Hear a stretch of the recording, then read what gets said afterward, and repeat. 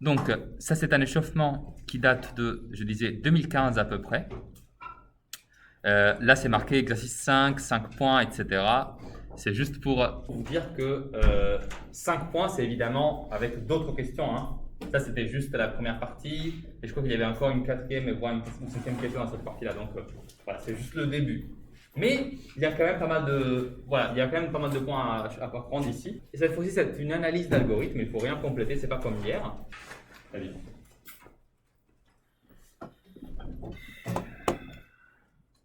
Donc, c'est un exercice classique.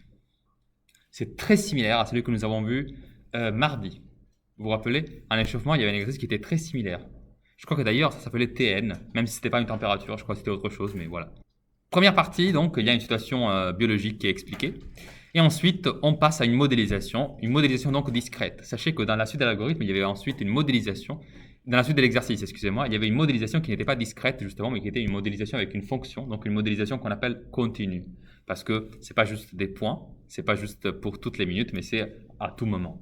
Bref, ça c'est en tout cas la première partie. Et donc clairement, on nous donne une façon de calculer cette température grâce à un algorithme. Cet algorithme-là, il a une variable t, une variable n, et ensuite ici il y a une belle boucle pour.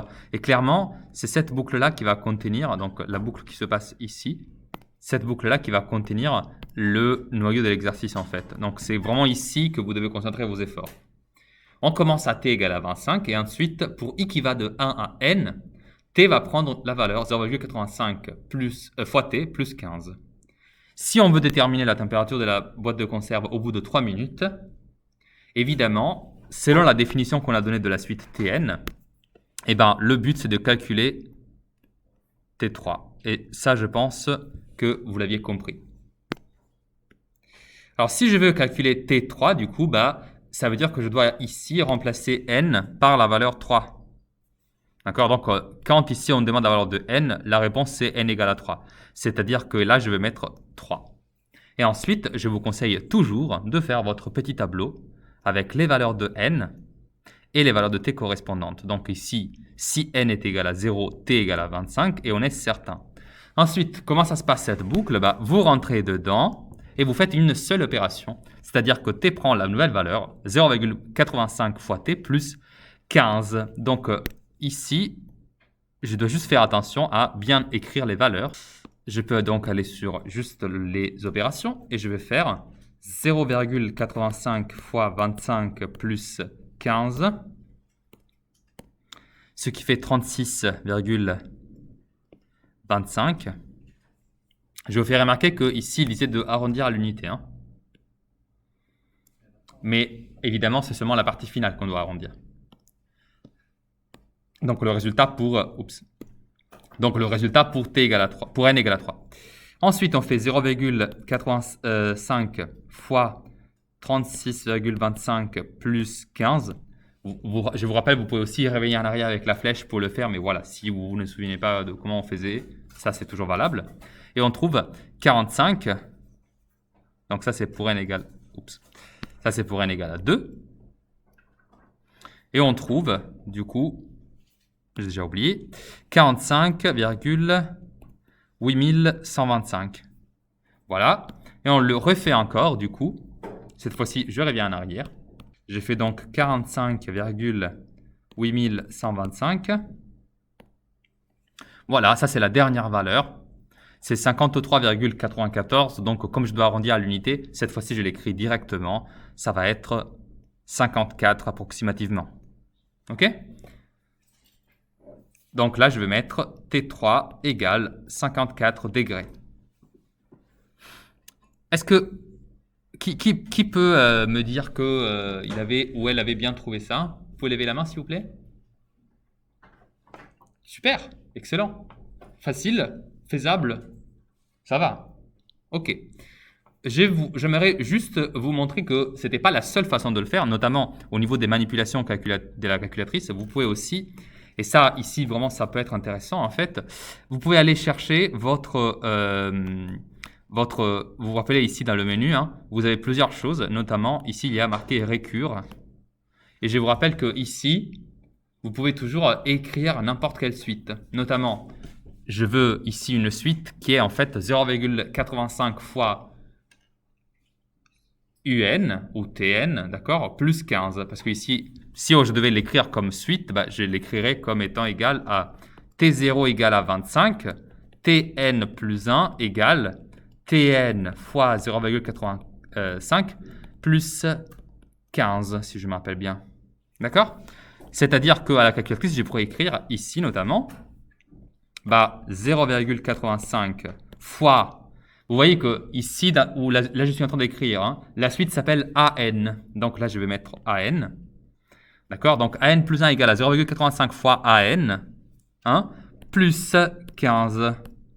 Et quand je vais regarder la table, ici, j'aurai directement les valeurs. Mais je crois que j'ai mal écrit du coup la suite. Excusez-moi.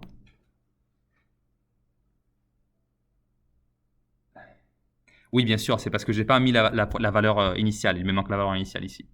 Donc, je vais sur, voilà, je vais sur 7, qui est donc les réglages, et je mets A0, du coup, égal à la valeur qui est donnée ici, c'est-à-dire 25. Voilà. Excusez-moi. J'avais oublié. Et donc là, on retrouve les mêmes valeurs. 0 égale à 25, 1 égale à 36,25, 2 égale à 45,8125, etc. Et ensuite, vous avez la troisième valeur qui est 53,94. Alors, pourquoi cette écriture, ça peut être bien pratique? Pour une très simple raison, c'est pour répondre très rapidement à la question numéro 3. La question numéro 2, c'est une récurrence. Il n'y a pas d'échappatoire là-dessus. Mais la question numéro 3, c'est au bout de combien de minutes la stérilisation débute-t-elle, en sachant que dans le texte, c'est marqué que la stérilisation débute quand la température est supérieure, attention, hein, pas supérieure ou égale, hein, supérieure à 85 degrés. Donc ici, tout simplement, je peux me balader avec ma calculatrice jusqu'à ce que je ne vois que la valeur de la température est arrivée à 85 degrés. D'accord? Alors ici, vous voyez, elle ne descend pas à plus que 5, mais c'est mon cas particulier. C'est parce qu'il faudrait que je règle ça. Vous voyez, c'est marqué Start End. Bah, je vais mettre du coup la valeur End un peu plus élevée, par exemple 15, pour voir du coup un peu plus de valeur. Et là, je vois que si je descends jusqu'à la valeur 9, j'arrive à 82 degrés. Et à la valeur 10, c'est un peu plus que 85, c'est 85,234, mais ça dépasse quand même les 85 degrés. Donc ici, ce serait comme réponse, du coup, au bout de combien de minutes la stérilisation débute-t-elle? Bah, la réponse, c'est au bout de 10 minutes. Donc, vous voyez, ça, c'est un peu comme faire 2 questions au prix d'une. Vous voyez ce que je veux dire? Alors, il faut être attentif avec la modélisation parce que clairement, il faut un peu plus maîtriser la calculatrice, mais bon, une fois qu'on l'a appris, voilà, c'est retenu, ça va. J'espère que vous voyez l'intérêt. Et ensuite, il y avait cette récurrence. Alors, la récurrence, ça se fait du coup avec cette écriture-là. Eh bien, ça, c'est une récurrence classique. Vous faites votre petite initialisation, donc vous vérifiez que la propriété P de n est vraie au rang 0. Alors ici, on commence à 0, c'est pour ça que je le vérifie. Et du coup, ce qu'il faut prouver, c'est 100 moins 75 fois 0,85. Alors, 100 moins 75 fois 0,85 à la puissance n. Et ça va être l'expression de Tn. D'accord? Donc ça, c'est la propriété que je voudrais démontrer. Hein, Tn égale à tout ça.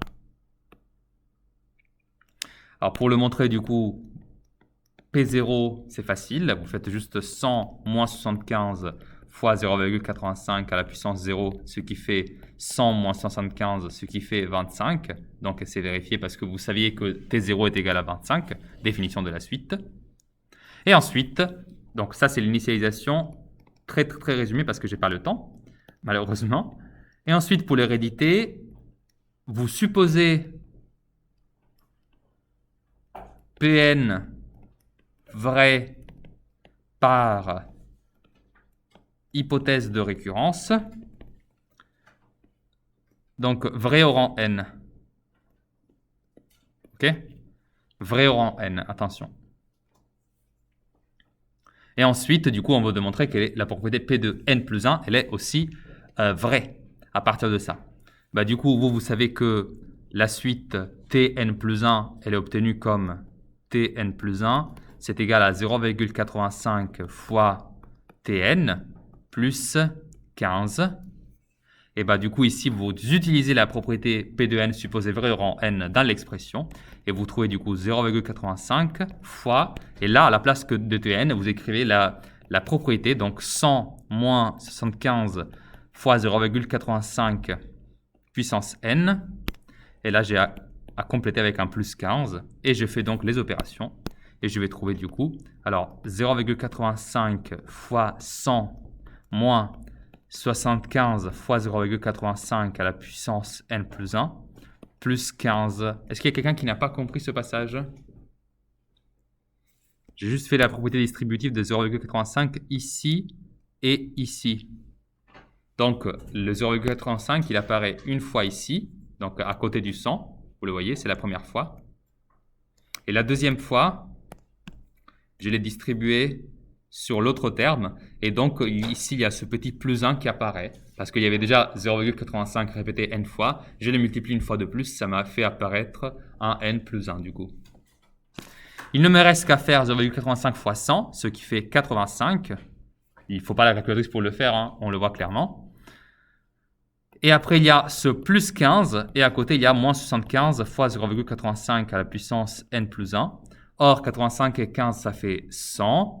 Moins donc 75 fois 0,85 fois à la puissance n plus 1. Ce qui était exactement ce qu'il fallait démontrer. C'est-à-dire que t de n plus 1 est égal à ça. Je n'avais pas écrit mon but parce que malheureusement, je n'avais pas le temps. Mais en fait, la récurrence, c'est ce calcul. Donc, je voulais vous le montrer parce que c'est un super grand classique. On en a fait pas mal. Pas mal. Et je pense que vous devrez l'avoir retenu, celui-là. C'est pas forcément un tétrèdre régulier, celui-là, hein, voire pas du tout parce que c'est pas spécifié. Construire les points E et F, tels que des conditions spécifiées. Ok? Alors là, le premier, c'est que AE doit être égal à 1,5 de AD. Alors vous savez que AD, c'est égal à tout ça.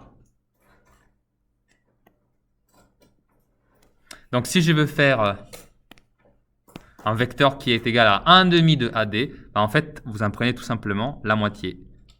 1,5. Et donc, le point qu'il faut fixer, qui était le point AE, eh ben, je vais le fixer précisément ici, AE. Ensuite, il faut construire le point F tel que BF est égal à 2 tiers de BC plus 1,5 de CD. Alors, déjà, BC et CD. Alors, BC, c'est celui-là.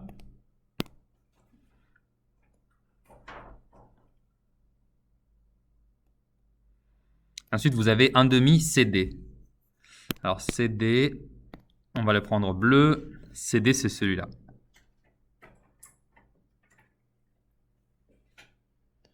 D'accord? Ici, c'est vraiment un travail graphique. Hein. Vous le faites avec vos crayons. Donc, si je dois prendre 2 tiers de BC, ça veut dire en fait que je dois m'arrêter à 2 tiers de ce segment. Donc, si je divise un tiers, ça fait à peu près ça. Et donc, je vais là juste me excusez-moi. Là, je vais juste me refaire du coup un petit vecteur similaire. Du coup, je prends une couleur presque pareille. Je prends cette couleur-là, ce vert un peu plus sombre. Donc ça, c'est 2 tiers de BC. Et ensuite, il y a 1,5 de CD. Donc, je vais reprendre encore un type de bleu. 1,5, encore une fois, c'est la moitié. Donc, je vais m'arrêter là. Et donc, si je dois faire le point B, si je dois créer, excusez-moi, le vecteur BF, il vaut mieux que j'enchaîne ces deux vecteurs à partir de B. Donc, je vais faire 2 tiers de BC parce qu'il commence à B. Donc, je vais laisser le vecteur vert sombre là où je l'ai mis. Et je vais par contre lui enchaîner le vecteur bleu un peu plus sombre que je vais recopier. Alors, pour le recopier, du coup, je me munis de règles. Et je vais essayer de faire une droite parallèle, vous voyez, par rapport au segment CD. Je crois que là, c'est un peu mieux. Vous voyez? Et donc là, je vais enchaîner avec une copie de 1,5 CD du coup.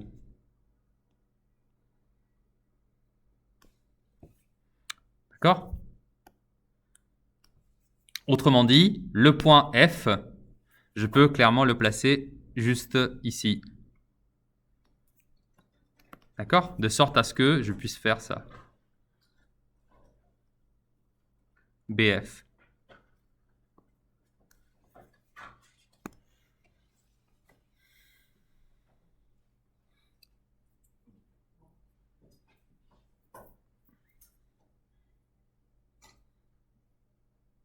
Est-ce que vous avez des questions? Vous avez fait ça? Elohim? Non? Qu'est-ce que tu avais fait?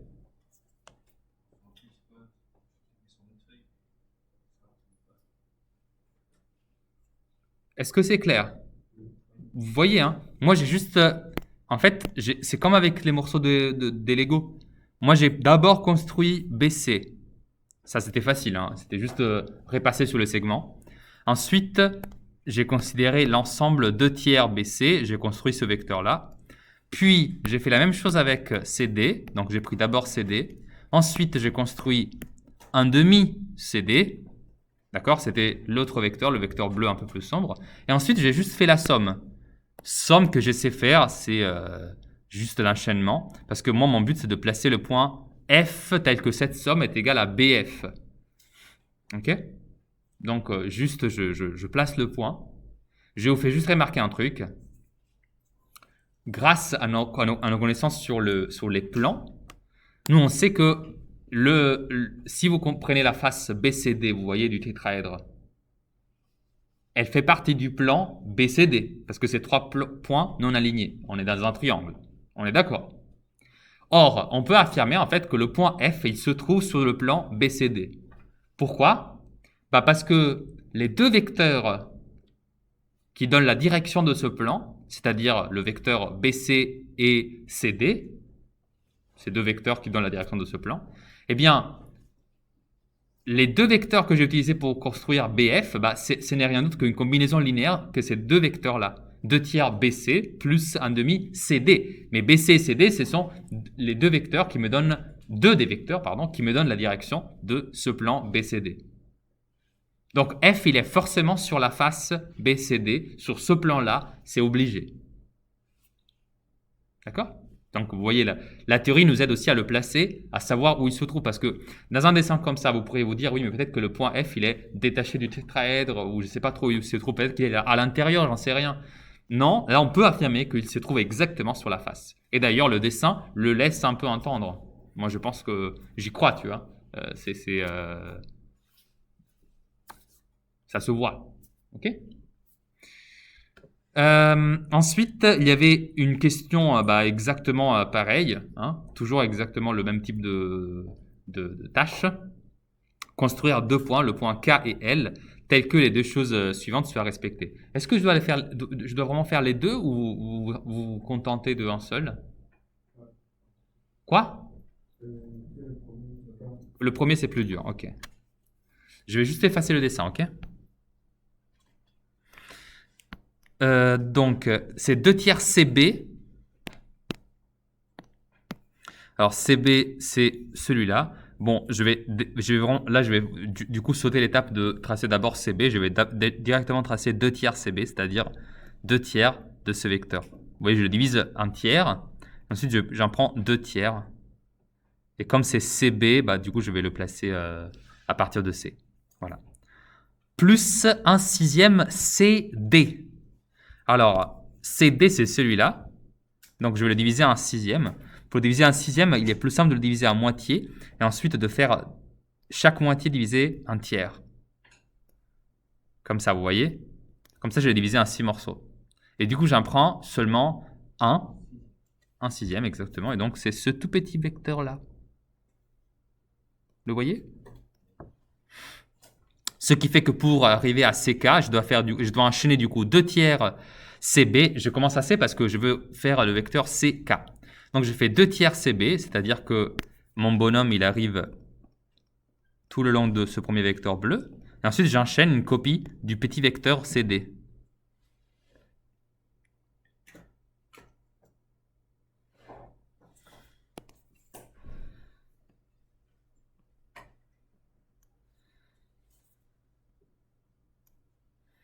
Ok? Et du coup, je vais placer le point K ici, de sorte à avoir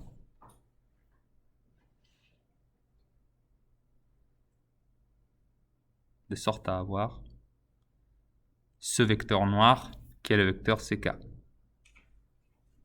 Voilà. Ça va. Il y a la même idée ici. K se trouve toujours sur la même face BCD, pour la même raison. C'est-à-dire qu'il est obtenu comme une combinaison linéaire de deux vecteurs qui donnent la direction de ce plan. Je le répète lentement. Le point K, il est obtenu comme une combinaison linéaire de vecteurs qui font partie de la direction de ce plan. Ok, alors je vais passer du coup au 65. Cette fois-ci, on a une pyramide dont la base est un parallélogramme. Attention à ça, parallélogramme. Je vous rappelle que dans un parallélogramme, du coup, vous avez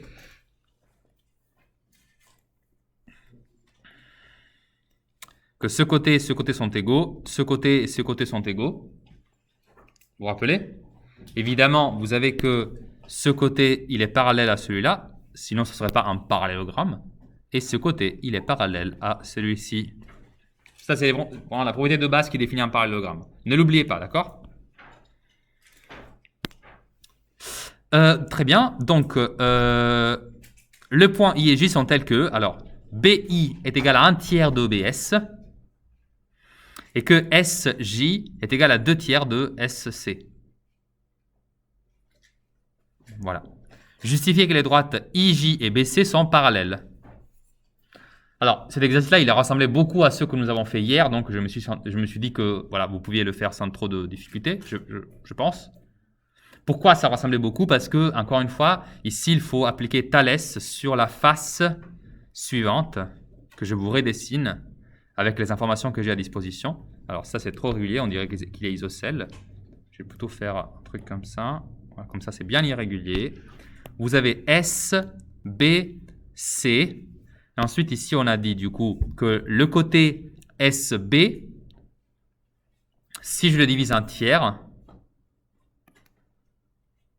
et bah du coup, il est tel que I, il est situé ici, c'est-à-dire tel que BI, c'est 1/3 de tout BS. Mais si BI, comme on l'a dit, est égal à 1/3 de BS, alors, moi, je peux aussi affirmer que, et c'est ça la clé, en fait, pour réussir, SI est égal à combien, en fait, lui? C'est égal à, en termes de, sachez que je veux l'exprimer en termes de SB. 2/3, exactement, bravo. Alors, vous le voyez facilement si vous regardez ce dessin-là, où j'ai vraiment fait la division en tiers, vous voyez? Si I est placé ici, vous voyez? Ça veut dire qu'il est placé, du coup, au deuxième tiers à partir de S. Ce qui est la même chose que dire qu'il est placé au premier tiers à partir de B, qui est donc l'information qui est dans le texte.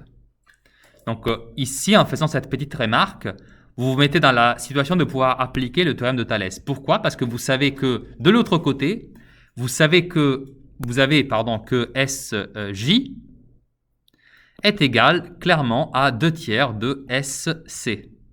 Ok? Donc, ça veut dire que si je partage le côté SC en 3 morceaux, par exemple comme ça, le point J, il est là, et bah du coup, vous avez clairement que quand vous regardez cette droite,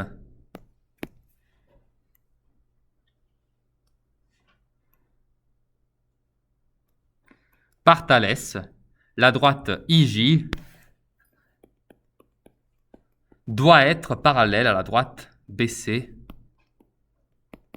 grâce à ce théorème-là. C'est vraiment comme les exercices qu'on a fait hier. Il y avait juste une petite étape supplémentaire, c'était de dire que comme BI c'est 1/3 de BS, alors SI c'est 2/3 de SB. On n'a pas dit qu'ils sont à la même longueur. Pas du tout.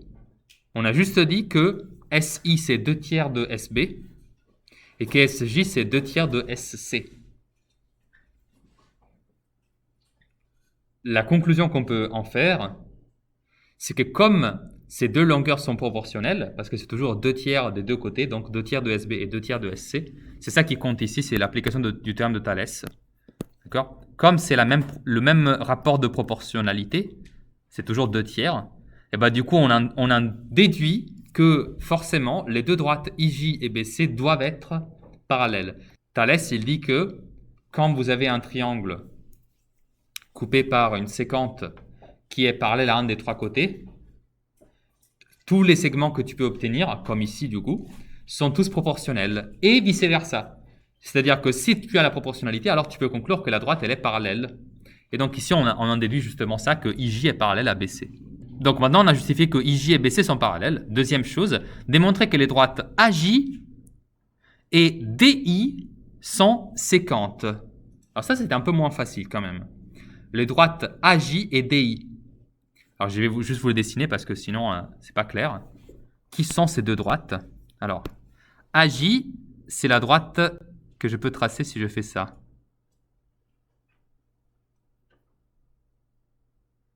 D'accord? Et DI, c'est la droite qui fait ça. DI. Vous voyez?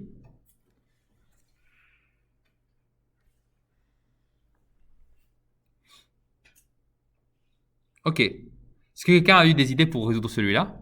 Ça, c'est une très bonne justification. Donc, si elles ne sont pas parallèles, elles ne peuvent pas être non plus confondues. Donc, elles ne peuvent être ni confondues ni parallèles. Donc, elles devraient être séquentes. Donc, la question, c'est comment je fais pour montrer qu'elles se trouvent sur le même plan? Je vous conseille de revenir un tout petit moment en arrière sur, je ne sais pas si vous vous souvenez du coup, le petit cours que nous avons vu sur les positions relatives. Ça, ce sont les positions relatives de deux droites. Et effectivement, dans le cas où les droites, comme Elohim l'a bien dit, dans le cas où les droites sont coplanaires, vous avez deux cas, donc parallèles ou séquentes. Je vous rappelle également, elles peuvent aussi être confondues, mais bon, ce n'est pas vraiment un cas.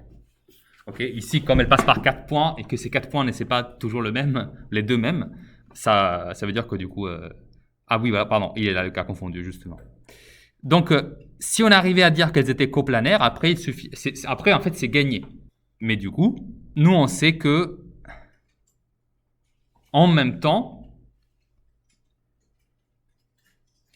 quand vous avez, regardez le cas du coup où les droites sont strictement parallèles, on va juste utiliser d'autres droites pour trouver un plan qui les contient tous les deux. C'est ça qui va être la chose qui nous va permettre de gagner en fait. Vous voyez ici, vous avez D1 et D2 qui sont parallèles, et bah du coup, vous avez un plan qui contient tous les deux.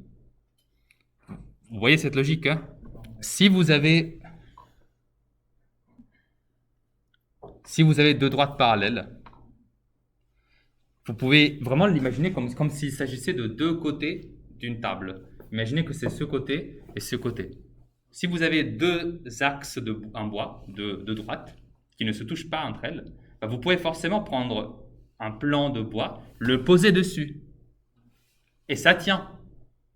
Ça veut dire que le plan de la table va contenir les deux côtés sur lesquels vous les avez posés. Maintenant, revenez au dessin que nous avions.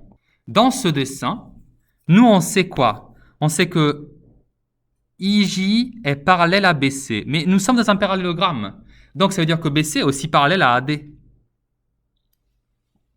Ça veut dire que vous avez trois droites parallèles. IJ, CB et DA. Ou AD, pareil. Mais du coup, en particulier, vous pourrez en déduire que si toutes les trois elles sont parallèles, en particulier, IJ sera parallèle avec AD.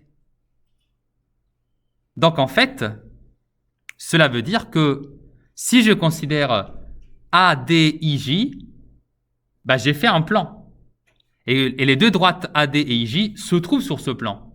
Eh bien, c'est sur ce plan-là que je peux déterminer que du coup, AJ et DI sont séquentes. Et pourquoi elles sont séquentes? Bah, parce qu'elles ne sont pas parallèles, tout simplement. Pour le moment, je ne vais pas écrire cette preuve, parce que j'ai l'impression que vous avez besoin de vous réactiver un peu. C'est un bon moment pour faire un exercice qui va vous mettre un peu en confiance, parce que je sens que vous avez peur de ne pas pouvoir réussir tout seul ce type d'exercice. Ils ne sont pas faciles, mais ils ne sont pas non plus hors de votre portée. Hier, on avait commencé le 79. Maintenant, j'aimerais bien que vous fassiez le 80 pour m'aider un peu à faire le 80. Alors, je crois qu'il fallait exprimer, alors je vais me le relire le texte parce que je l'ai oublié. C'était AI dans la base ABAC. AI dans la base ABAC. Déjà, ABAC est une base parce qu'ils ne sont pas collinéaires. Pourquoi ils ne sont pas collinéaires? Parce qu'on est dans un triangle. ABC, c'est un triangle, donc forcément, ABAC ne sont pas collinaires. Et ça, c'est déjà une bonne nouvelle. Ensuite, AI. Comment j'arrive à faire ce vecteur-là, donc ce chemin-là, de A jusqu'à I? Comment je fais pour y aller? Alors, ici, c'est plutôt... je sais pas, je pense que ça va, on va dire ça. Comment on peut y arriver? Alors, nous, on sait que on peut juste marcher le long de cette direction et le long de cette direction.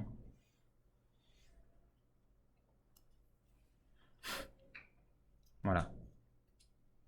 Alors ici, en vrai, la meilleure chose à faire, ce serait de faire du coup le chemin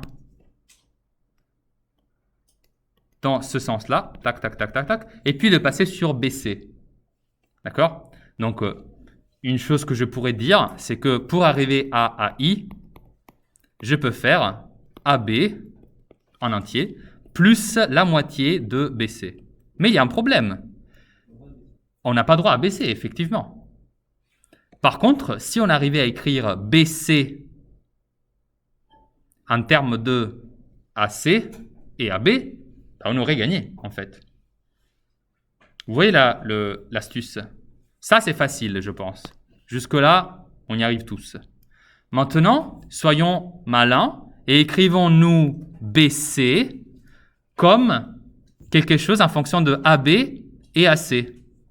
Et ça, fort heureusement, c'est faisable, en fait.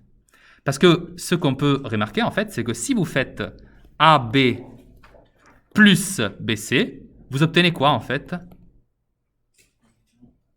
AB plus BC, ça fait quoi? AC. Ah, mais du coup, ça veut dire que du coup, BC est égal à AC moins AB. Ah. Et alors, tout ce que j'ai à faire, c'est de prendre cette expression-là et la remplacer dans BC.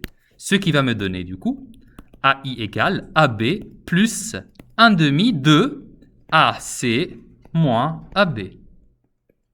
Autrement dit, ça devient AB plus 1 demi AC moins 1 demi AB. Et clairement, quand je fais les opérations ici, je trouve que AB moins 1 demi AB, ça fait du coup 1 demi AB.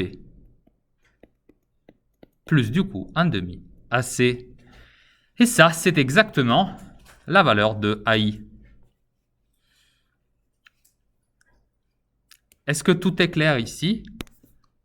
La clé ici, c'est de remarquer ça. OK, et ensuite de l'exploiter pour écrire AI.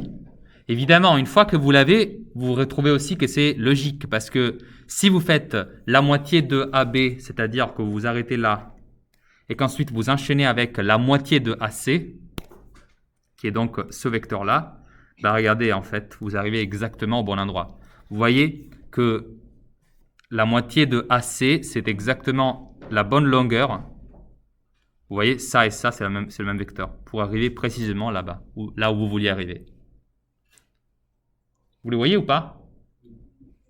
Super. Est-ce que vous avez copié les calculs? Ou vous aviez des questions peut-être?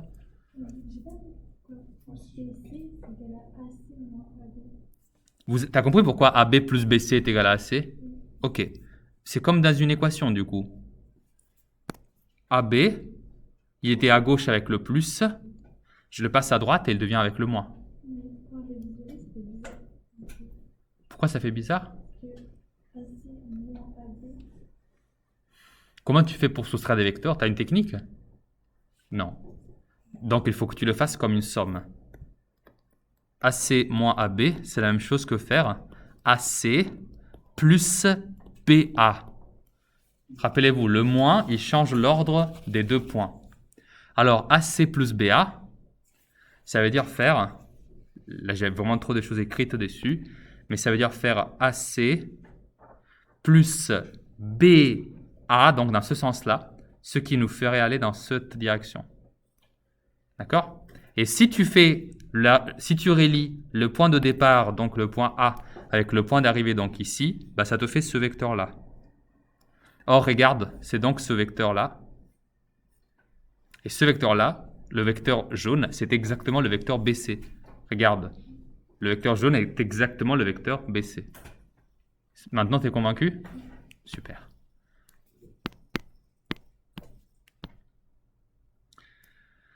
Ok. Est-ce que vous avez d'autres questions?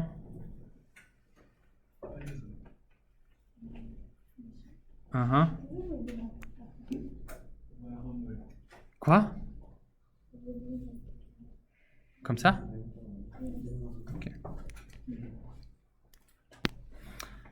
Ok. Est-ce que quelqu'un, pour ne pas changer de tableau, est-ce que quelqu'un peut me dire quelle était la deuxième question parce que j'ai oublié? Exprimer quoi? AB exprimé en termes de? Excuse-moi, AI et BC.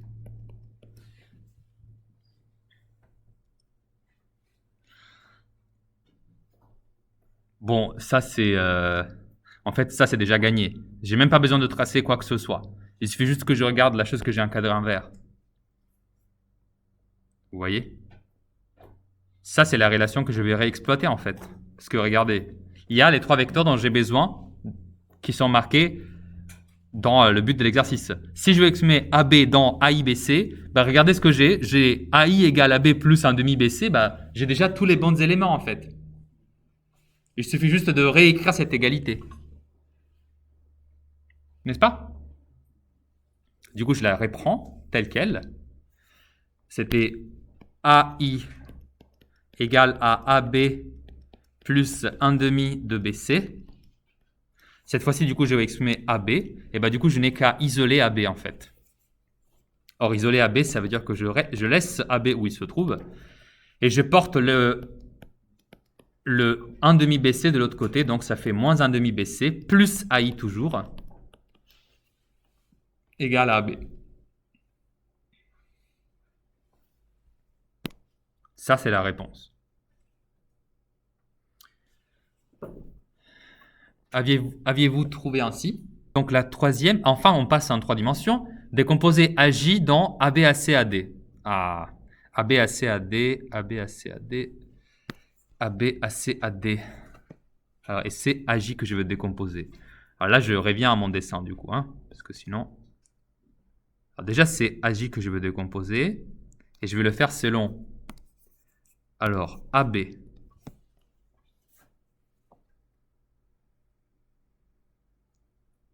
AC, AD. Ok, et je veux arriver jusqu'à J. Ok? Voilà. Je pense que... Alors, là, ça devient intéressant, mais voilà, je pense que c'était une des plus faciles comme question. Parce que là, vraiment, vous faites tout simplement le parcours de A à J, et ensuite, on essaie de l'exprimer avec les vecteurs qu'on a à disposition, tout simplement. Si je vais arriver jusqu'à AJ, moi, si j'étais vous, hein, je ferais la chose suivante. Je descendrai le long de AD, et déjà comme ça je me retrouve au bon étage, entre guillemets. Ensuite je parcours AC. Ok, vous voyez, le premier vecteur violet c'est le vecteur AD, le deuxième c'est une copie clairement parce que c'est un prisme, donc ces deux côtés sont parallèles, donc ça c'est AC. Et ensuite, il faut que je fasse du coup la moitié de EF. Mais la moitié de EF, c'est en fait la moitié de CB. Parce que vous voyez que ces deux vecteurs-là sont la même chose. Ok? Donc, déjà, je vais m'écrire tout ça. Et ensuite, je vais essayer d'exprimer la moitié de CB en termes de AC et AB. Parce que clairement, ici, AB manquait. Donc, on a dit que AJ est égal à... Alors, on a dit AD plus AC, une fois, plus une demi-fois le vecteur FE qui est donc égal à CB. D'accord? Ou si vous préférez, c'est moins une demi-fois BC. Je pense qu'on va bientôt s'en servir. Voilà. Donc maintenant, tout ce qu'il me reste à faire, c'est d'exprimer CB ou BC, comme vous voulez, en termes de AC et de AB. Sauf que ça, je l'ai déjà fait en fait. Parce que je sais que grâce à ça, vous voyez, j'ai déjà l'expression de BC en termes de AC et de AB. Donc, je vais juste me recopier ça. Alors, je sais que BC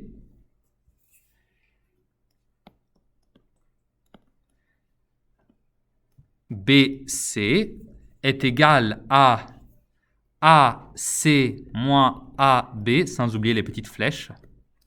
Et du coup, je vais juste l'exploiter une deuxième fois là-dedans. Pourquoi je vais l'exploiter? Je vais l'exploiter parce que vous voyez que 1 demi CB, en fait, c'est la même chose que moins 1 demi BC. Et donc là, je vais prendre ce BC qui se trouve là en jaune et je vais le remplacer là-dedans. Donc je fais ça et je trouve AD plus AC moins 1 demi qui multiplie AC moins AB.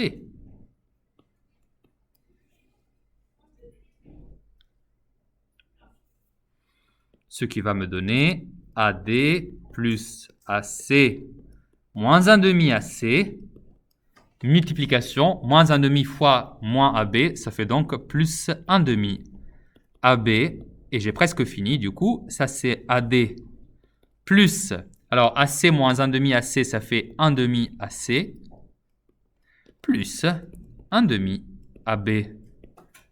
Ouf. Voici donc l'expression de AJ en termes de AD, AC et AB. Même si vous n'avez pas fait ainsi, est-ce que vous avez trouvé ce résultat? Non? Vous ne l'avez pas trouvé? Oui? Vous avez vous l'aviez laissé comme ici en fait. C'est ça? D'accord. Mais du coup, vous ne l'aviez pas encore exprimé dans la base qui était demandée. L'exprimer en termes de la base, ça veut dire que le vecteur, il doit être une combinaison linéaire seulement des trois vecteurs de la base. AD, AC, AB. Vous êtes obligé. Mais vous allez y arriver, hein. C'est juste une question de jouer un peu avec les quantités. Exprimer tout ce dont vous avez besoin en fonction des choses qui sont demandées par l'exercice. Et il y en avait un dernier, je crois. C'est ça, non? Est-ce que quelqu'un peut me le dicter? Qu'est-ce qu'il fallait exprimer? DI. La même base, en fait. AD, AC, AB. Hein? AB, AC, AD. Oui, c'est la même base. Est-ce que je peux glisser ou vous êtes encore en train de recopier? Non, je peux glisser alors. Alors, donc c'est DI maintenant. Je vais vous faire remarquer qu'il y a une certaine symétrie en fait. Parce que je vous rappelle que le point I, c'est celui-là. D'accord? Donc, AJ et DI, c'est presque la même chose en fait. C'est juste c'est comme si c'était deux diagonales opposées dans le même parallélogramme. Ok? DI, ce sera du coup celui-là. Je vais vous le faire en jaune. Sinon, ça va être pas très lisible. C'est cette... Ah, c'est compliqué parce que du coup, la perspective ne m'aide pas cette fois-ci. Voilà. Vous voyez où elle se trouve ou pas? Ça passe en dessous, hein, du côté, bien entendu. C'est DI qui m'intéresse ici. Donc, voilà. J'espère que vous voyez comment je dois y aller. Ok? Alors, moi, je veux... Cette fois-ci, du coup, un de mes problèmes, c'est que je pars de D et pas de A. Alors qu'avant, c'était relativement facile de savoir où il fallait que je parte. Vous voyez la logique ou pas? Ok. Mais, ne vous inquiétez pas, ça reste quand même faisable. Ok? Alors, qu'est-ce qu'il faut que je fasse pour arriver jusque-là à partir de D? Alors déjà, je parcours, donc il me faut une autre couleur. Ok. Comme je pars de là, la première chose que je vais faire, ce sera de monter cet étage. Si je monte cet étage, ça veut dire que je fais moins AD. D'accord? Parce que je vais vers le haut. C'est le même vecteur, mais juste je vais vers le haut. Donc, je commence par dire moins AD, je commence à me le noter. Ensuite, ça c'est la partie facile. Dans mon chemin, comme je vais arriver ici, ça c'est la destination, bah, du coup je fais AC une belle fois, tout simplement. Donc je vais me le noter. Et enfin, je vous rappelle que moi je dois arriver à I. Et pour arriver à I, du coup, bah, là c'est le moment où je repasse par le vecteur CB. Et maintenant on sait que c'est safe de faire ça parce qu'on sait que CB, je peux déjà l'exprimer comme une expression à partir des autres vecteurs. Donc ça, c'est plus une demi-fois CB.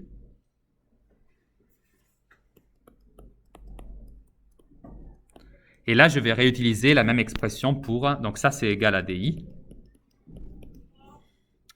Et donc là, je vais réexploiter encore une fois l'égalité que j'avais mis tout à l'heure dans l'encadrement BC égale, etc.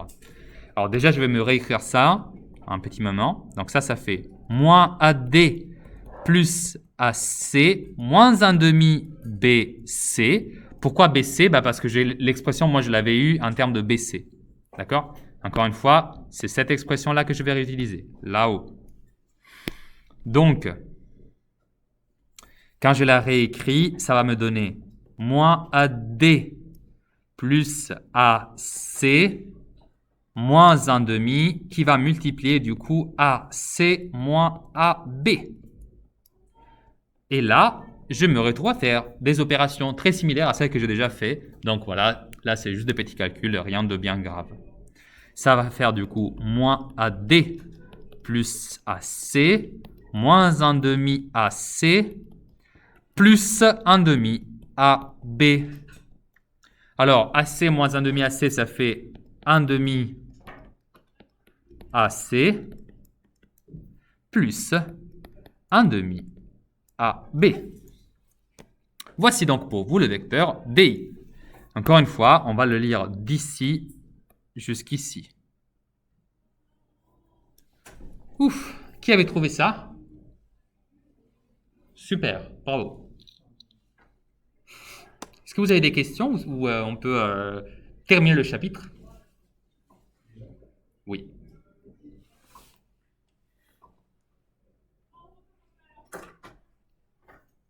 Je vous rappelle que ça, c'est seulement un tiers de tout le chapitre sur la géométrie dans l'espace. Hein. La dernière partie du cours, du coup. C'est bon, là, vous l'avez, ça? Alors, je vous rappelle qu'on s'était arrêté là, sur la définition de base de l'espace. D'accord? Alors, ça, c'est une base de l'espace. Donc, je vous rappelle, c'est quoi? C'est 3 vecteurs non coplanaires. Pourquoi demander qu'ils soient non coplanaires? Alors, déjà, 2 vecteurs, ils sont forcément coplanaires. 2 vecteurs, vous n'avez pas le choix, ils le sont forcément. Ok? Parce que 2 vecteurs définissent un plan. Donc, forcément, ces 2 vecteurs-là, ils vont être coplanaires dans le plan qu'ils définissent eux-mêmes. Mais 3 vecteurs, bah, ils peuvent être coplanaires ou pas. Et juste pour rappel, 3 vecteurs sont coplanaires si vous pouvez écrire un des 3 comme une combinaison linéaire des 2 autres. Ok. Une fois qu'on est d'accord sur ça. Alors ici, voilà, il y a des méthodes que je vous conseille chaleureusement de lire chez vous. Reconnaître une base de l'espace. Démontrer l'alignement par décomposition de vecteurs dans une base. D'accord? Démontrer l'alignement. Ça veut dire démontrer donc que 2 vecteurs sont alignés. Autrement dit, regardez ici l'exemple. Ici, il vous dit que vous êtes dans un cube. On vous donne un point qui s'appelle I et un point J. Et il vous demande de démontrer que les 3 points E, J et C sont alignés. Mais attention, 3 points alignés, ça veut dire en fait vérifier que 2 vecteurs sont collinaires. Par exemple, vous allez juste vérifier ici, comme c'est expliqué, que les 2 vecteurs EJ et EC sont collinaires. Parce qu'on n'a pas vraiment de technique pour montrer que 3 points sont alignés, mais on a par contre beaucoup de techniques pour montrer que EJ et EC sont collinaires. Ce sont des exercices classiques. D'accord? Je vous le laisse lire. Vous voyez, c'est un peu le même jeu qu'on a fait tout à l'heure, il y a encore 2 minutes. où en fait, il suffit juste de réécrire toujours en utilisant les mêmes vecteurs. Donc là, ici, c'est la base AB, AD et AE, pour montrer qu'en fait, les deux vecteurs EJ et EC sont juste collinaires. Autrement dit, vous voyez, ils sont égaux à une constante près. Vous voyez, ça c'est EC ici, c'est égal à AB plus AD moins AE. Et EJ, à la fin, ce sera égal à 1 tiers AB plus 1 tiers AD moins 1 tiers AE. Donc proportionnel. Bref, tout ça juste pour vous dire que ce sont juste des exercices classiques, mais ça exploite la même chose que nous venons de voir. La dernière chose que je voulais vous dire, en fait, c'est qu'est-ce qu'un repère?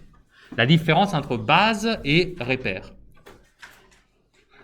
Alors, un repère, comme le dit le mot, ça sert à se repérer. Alors, pour se repérer, il ne suffit pas d'avoir une base de l'espace. Pour se repérer, il est nécessaire de donner aussi un point qui est l'origine, effectivement. Comme dans le repère cartésien, comme dans les axes. D'accord? Moi, je peux commencer à faire des axes gradués seulement à partir du moment où j'ai sélectionné un point qui s'appellera l'origine. Et ça, c'est justement, c'est la chose qui me donne le repère. C'est le point que je fixe et qui est un peu comme ma maison. C'est là, c'est l'endroit par rapport auquel tout le reste existe. Et évidemment, il n'y a pas un choix privilégié. Vous pouvez choisir l'endroit que vous préférez.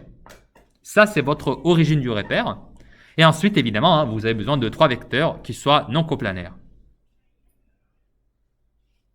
Et bien, à partir de ça, vous pouvez faire en fait tout ce que vous voulez avec les coordonnées. Tout ce que vous voulez.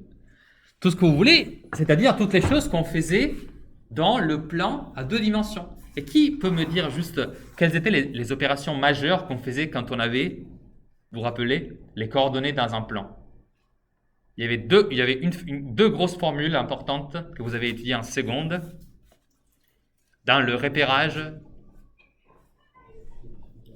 Qu'est-ce qu'on fait dans un repère? Il est le plus proche, il peut lire.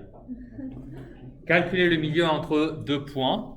Et bien ça, du coup, on pourra aussi le faire dans les repères en 3 dimensions. Ok? Alors, encore une fois, il va falloir qu'on vérifie que voilà, c'est bien un repère orthonormé, ça c'est important. Mais voilà, l'idée c'est que dès que vous avez un repère, vous pouvez faire des opérations avec. Et donc, une des grosses opérations, c'était le calcul du milieu. Et l'autre, plus importante encore que le milieu, la distance. La distance entre 2 points. Ça, c'est pas anodin du tout. La distance entre 2 points. Super important. Mais attention, voilà, pour le moment, on ne va pas trop se concentrer là-dessus. C'est juste, je vous le dis juste parce qu'à un moment donné, on va faire ça. Mais comme c'est un peu, voilà, c'est un peu plus compliqué, on va y aller par degrés. Mais je voulais juste vous montrer que voilà, c'est très utile. Encore une fois, le repère, c'est juste une base plus un point qu'on a fixé. Et à partir de ça, vous pouvez donner les coordonnées. Et donner les coordonnées, en fait, c'est la même chose que l'exercice que nous avons déjà fait. Celui que je viens de terminer de corriger. Vous savez, celui-là.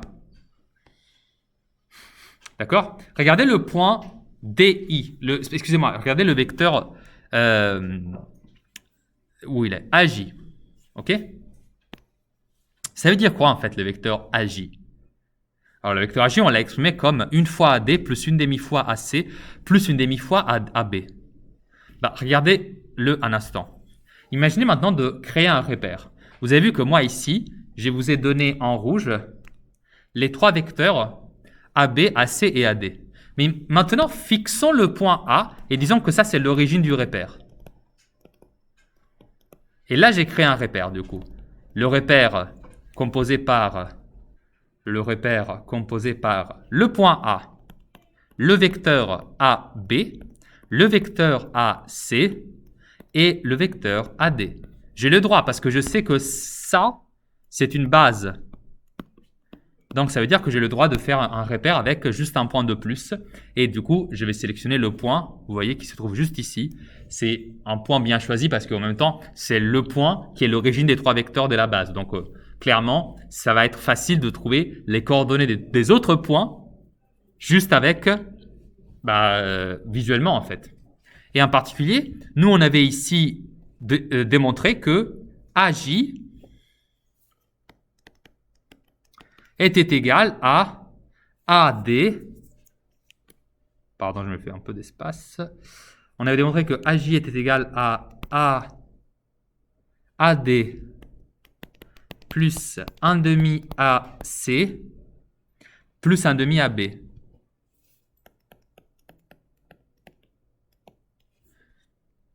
Mais alors,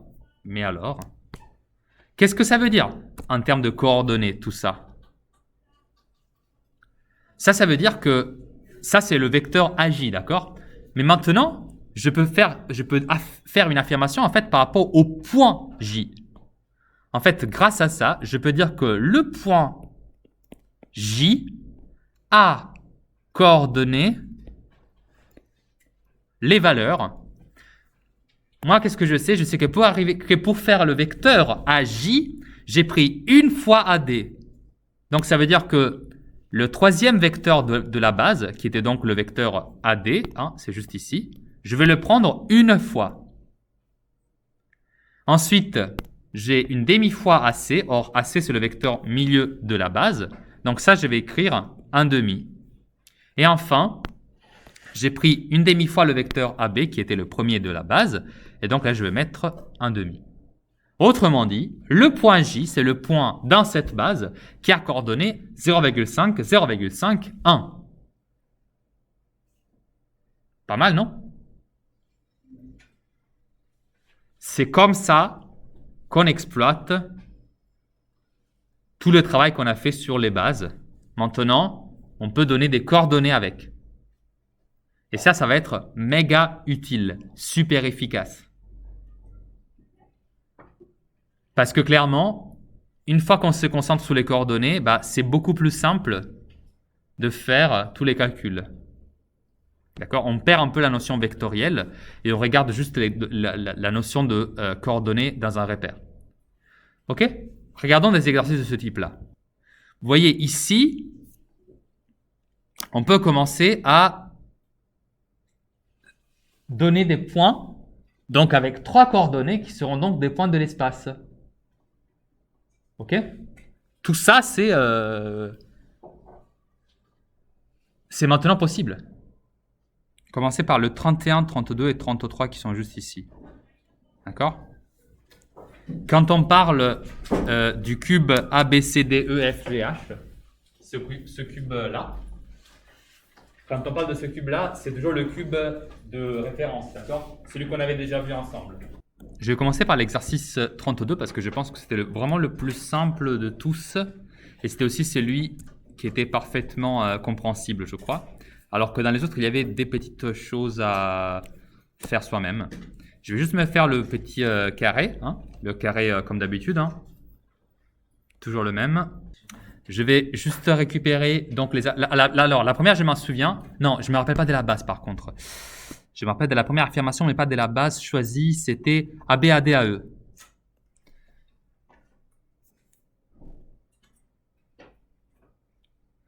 AB, ça c'est le premier vecteur.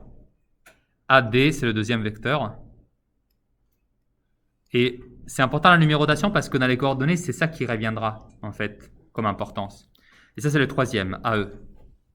Ça c'est une belle base comme ça. Première question, les coordonnées de A sont 0, 0, 0.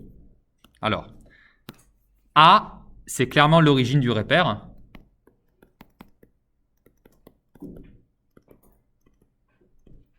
Ces coordonnées sont bien 0, 0, 0 parce qu'en fait, vous ne bougez pas, donc vous n'empruntez pas de chemin, vous ne touchez pas au vecteur. Très bien, ça je pense qu'on est tous d'accord, donc c'est vrai. Deuxième, 1, 0, 1, ce serait les coordonnées de C. Alors, C égale à 1, 0, 1. Regardons un peu si c'est le cas.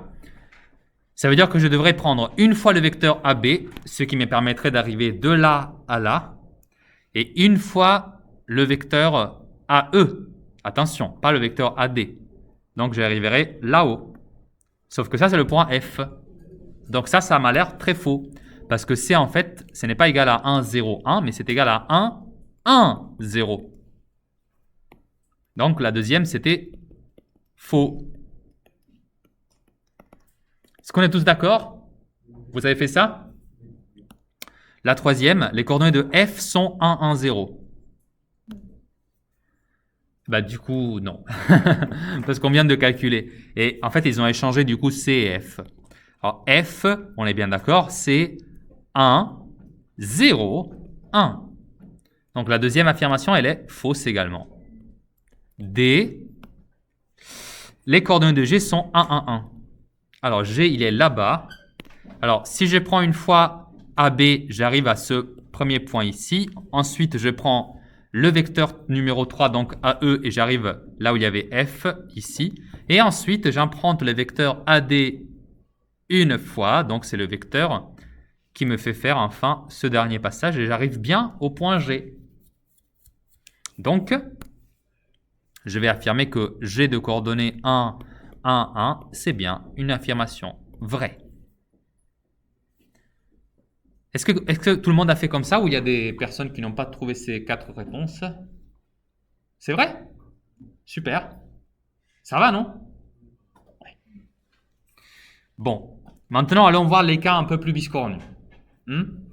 Alors la première chose, c'était dans cet exercice-là, la question flash, parce que là, il y a du coup une question qui a l'air contre-intuitive. Parce qu'il dit, soit IJK, une base de l'espace, on pose U égale 3I moins 2J plus K. Quelles sont les coordonnées de U dans la base IJK? Mais pourquoi il me demande des coordonnées si je n'ai pas donné un repère? Ici, il n'y a pas de point fixé, vous voyez. Il n'a pas dit les coordonnées de U dans le repère OIJK. Il dit juste les coordonnées de U dans la base IJK. Comment est-ce possible? D'ailleurs, vous le voyez dans la deuxième question. Il donne maintenant un repère. OIJK, ça c'est un repère du coup, parce qu'il y a aussi le point origine fixé. Quelles sont les coordonnées du point A telles que nanana? Bon, pourquoi c'est le cas? Pourquoi on peut donner les coordonnées de U dans cette base? Et d'ailleurs, ce sont très simples à lire. En fait, les coordonnées de U dans cette base, c'est clairement 3 moins 2, 1. Et je pense que vous l'avez trouvé. Mais il faut faire une petite précision. Je reviens juste ici. On a dit, U c'est égal à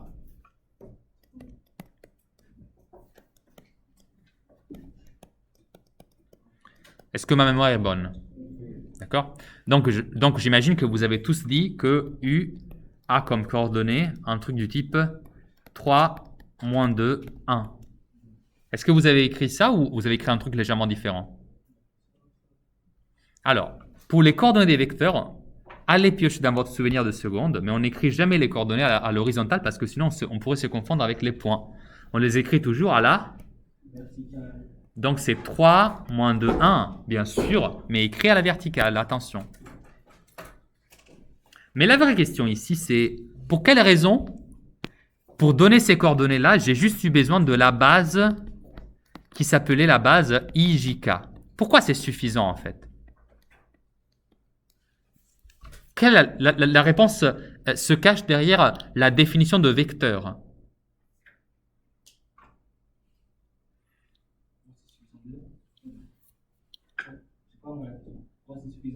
Pourquoi, je dis, pourquoi pour donner les coordonnées d'un vecteur, je n'ai pas besoin d'avoir l'origine du repère?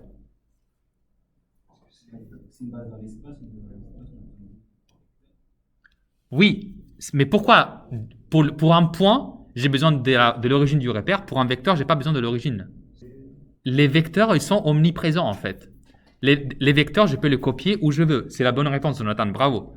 Les vecteurs, ils sont... Alors quand je dis omniprésents, c'est juste que je peux toujours en faire des copies et les faire bouger. Alors que les points, ils sont fixes. Les points, c'est comme une ville dans la géographie.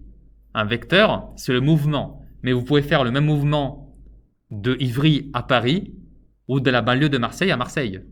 Ça va être le même mouvement, mais dans 2 lieux différents. Mais c'est le même mouvement. Et c'est ça la différence entre les vecteurs et les points. Les points, c'est comme les lieux, Paris-Marseille, 2 choses différentes. Mais le mouvement, ça va être le même. Si vous faites en voiture un parcours tout droit de 500 mètres, que vous étiez à Marseille ou à Paris, bah, ça va être le même mouvement, juste dans 2 lieux différents. Et donc, je n'ai pas besoin de fixer une origine. J'ai juste besoin de dire que le vecteur U se fait en parcourant 3 fois le vecteur I, moins 2 fois le vecteur J, et 1 fois le vecteur K.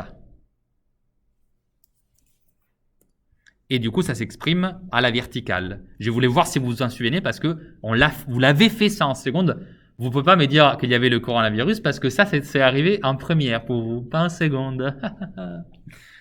Donc, pour la deuxième question, dans le repère, cette fois-ci repère OIJK, quelles sont les coordonnées du point A telles que OA est égal à moins 2i plus j plus 3k? À votre avis, qu'est-ce qu'on dit ici? Quelles sont les coordonnées de ce point A? Et cette fois-ci, je les écris à l'horizontale, parce que ce n'est pas un vecteur. Moins 2, 1 et 3. Oui. Où est-ce que je devrais le mettre? Non, parce que pour un point, j'ai juste besoin de 3 coordonnées. C'est tout. D'accord? Juste pour que ce soit clair, du coup, OA, il est obtenu en parcourant du coup moins 2 fois le premier vecteur, une fois le vecteur J et 3 fois le troisième vecteur K. Vous pouvez noter ça dans l'agenda. Voilà, ici je vous ai à peu près tout mis. Donc, pour mardi, il y a ces exercices à faire. Ça, c'est du coup géométrie dans l'espace, encore, c'est le même exercice. QCM à ligne sur Pronote de 15h à 16h le lundi 28 décembre. J'ai sélectionné cette date qui se trouve à peu près au milieu des vacances. Comme ça, je vous garantis que vous avez une semaine de vacances pour une fois après. D'accord? Alors, ça me sert aussi pour une autre raison. Imaginez que le lundi 28, vous avez un empêchement, quelque chose qui ne vous permet pas de participer à ce moment-là. Vous m'envoyez un mail, mais on le rattrape cette fois-ci avant la rentrée en cours. D'accord? Je veux que ce soit fait, ce QCM-là, avant la fin des vacances. Il n'y a aucun problème, hein. On trouve un créneau. Je l'ai déjà fait pour la dernière fois, mais c'est très important pour moi que ce soit fait pendant les vacances parce que sinon on perd trop de temps pendant le reste du trimestre. Et enfin, dernière nouvelle, comme il y a le bac blanc qui approche, je veux que vous commenciez à prendre confiance avec une durée de temps très large, 2 heures. Je ne vais pas faire plus parce que je n'ai pas 4 heures avec vous de suite. Mais du coup, au moins 2 heures, j'aimerais bien que vous le travailliez. Et surtout, à ce moment-là, pour le mardi 12 janvier, nous aurons assez de matière au niveau cours pour vraiment remplir 2 heures sans problème.